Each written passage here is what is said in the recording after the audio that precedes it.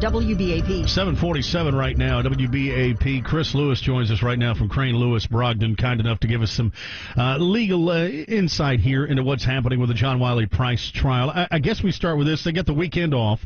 Did we expect this thing to be over with a little quicker? Not the duration of the trial, but the deliberations by the jury?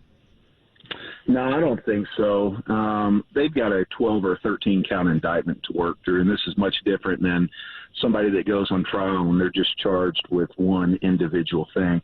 Also, kind of in legal circles, we tend to say you give about an hour's worth of deliberation for every day of testimony. So I think it's good. I think what it tells us is that the jury is taking this case very seriously, that they're working through it, and it sounds like that they're not all in agreement on how this thing should go. Yeah, if this thing were to result in a hung jury, what happens next? Well, the government's got to make a decision. They've got to make the decision whether or not they want to go forward on some or all of the counts.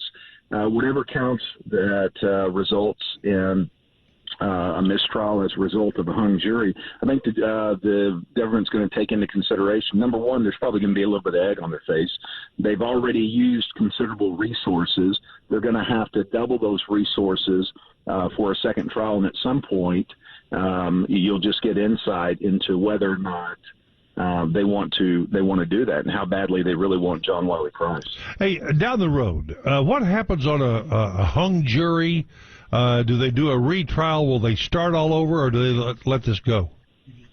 They start, if they decide to go forward, they will do it all again. Now, what they'll have the benefit of is everyone who's testified at this time, they'll have those transcripts. So if somebody changes their testimony, they'll be able to impeach them and things like that. But it is a complete do-over. So when you obviously weren't in the courtroom, we weren't in the courtroom. The little bit that you've been able to gather, though, the mistakes that were made by the feds, are they enough to let John Wiley Price walk?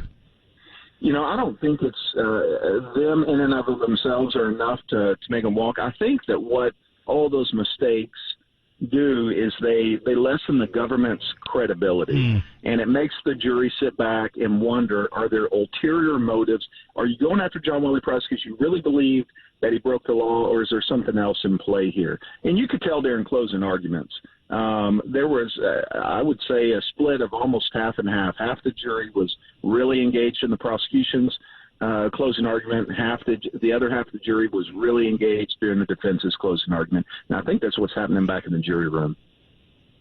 When you think about how the defense handled this thing as well, it was fairly quick. Was that a sign of confidence on their part that, hey, we got this? I think they wanted to project confidence. I don't necessarily think that's what it was. The more evidence that you put on during the defense's case, all you're doing is setting the table for the jury, for the prosecution to come back and rebuttal evidence. So if John Wiley Price would have gotten up and he would have testified and spent a day or two explaining and charming the jury, then all of a sudden you would have seen the government, I believe, trot a bunch of witnesses out to try to destroy his credibility and show that he was not telling the truth. Safe to say we should have an answer this week, though? Oh, yeah, I think we should definitely have an answer this week. What's going to happen, I believe, the jury's been engaged in this for a long time. They want to go home, too. Yeah. They want resolution.